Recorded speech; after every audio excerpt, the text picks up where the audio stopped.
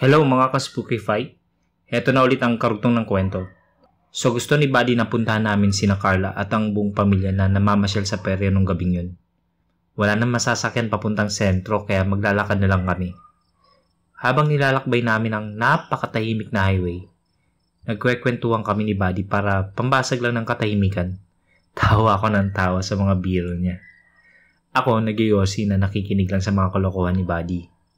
Nung dumaan kami ng kurbadang highway, nilagyan na ang gilid nito ng signboard na slow down, accident prone area. At sa daan may mga coins na parang sinadyang sinasaboy doon. Gracia, may barya sa daan oh. Sabay pumulot si Buddy ng 5 piso. Buddy, balik mo yan. Alay yan ng mga dumadaan dito na sasakyan para hindi sila maaksidente sa lugar na ito. Saway ko kay Buddy. At inihagis niya ulit ito. Nagpatuloy kami sa aming paglalakad at kwentuhan. Biglang napatigil si Buddy. Sumisikip daw ang dibdib niya. Kaya nagpahinga muna kami saglit sa tabi ng highway. Nung maging okay na siya, patuloy ulit kami. So fast forward kami. Nakarating na kami sa sentro kung saan andun ang perya.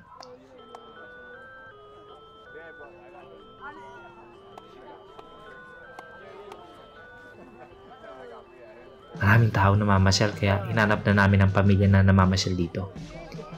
Hindi ko na napansin na nahiwalay na pala kami ni Buddy kaya palingon-lingon ako. Nakita ko ang partner ko kasama ang pamilya na nasa bingo naglalaro. Kaya lumapit ako kagad. Asan si Buddy, kuya? Tanong ni Carla sa akin. Ikaw lang mag-isa pumunta dito? Tanong din ng partner ko habang ang paningin niya ay nasa numero ng mga bingo. Magkasama kami. Bigla nawala eh. Hindi ko alam kung saan nagsusuot yun. Ang daming tao pa naman. Tumayo si Moy na naglalaro ng bingo at pinatingnan kay Tina ang card niya. Tara, hanapin natin. Samahan kita. Sabi ni Moy na nakikinig pala sa usapan namin. So hinanap namin si Buddy. Nagpaikot-ikot kami sa perya at di namin makita ito. Hanggang kinabahan na ako. Eto na naman ang pakiramdam na parang lalagnatin ako. Maya-maya pa nakita namin si Buddy nakaupo sa isang sementong upuan na malapit sa munisipyo. Lumapit kami ni Moy at tinawag ni Moy ang pangalan ni Buddy. Pero parang wala siyang narinig.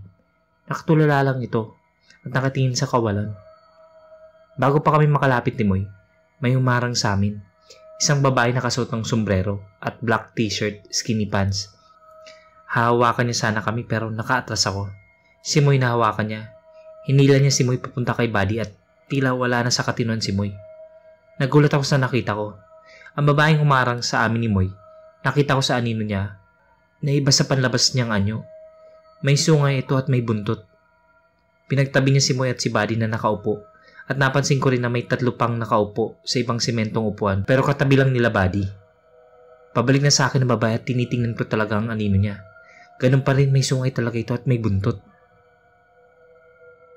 Samahan mo sila, puting tupa. Malulungkot sila kung wala ka.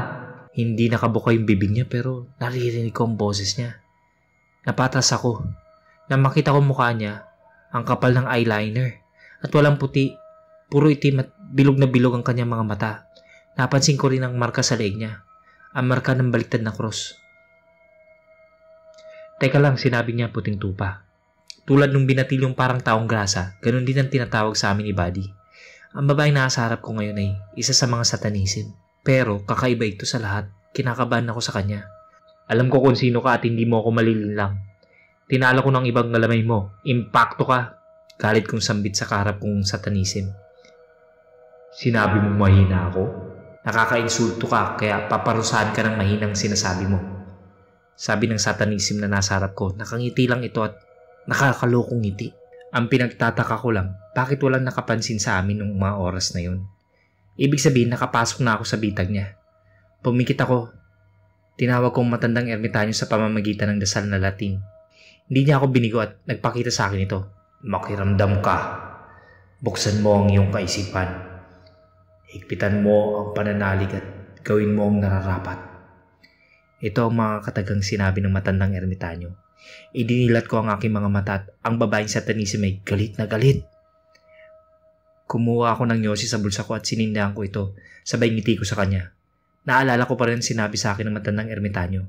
Kadiliman, laban sa liwanag. Hindi ko man kayang baliin ang sungay mo, demonyo ka. Pero kaya kong burahin ng disipulo mo. Tumakbo ito papalapit sa akin at kinuha ko ang papel na tinupi sa bulsa ko na may lamang asin na tabo. Nilagay ko sa mga palad ko at dinasalan at hinipan ng Latin. Bago pa siya makalapit, hinagis ko na sa kanyang asin na may abo. Nasaktan siya sa ginawa ko. Kitang-kita ko ang pag-usok ng mukha niya. Nasaktan siya at nagtatakbo palayo at tuluyang naglaho sa katinuan.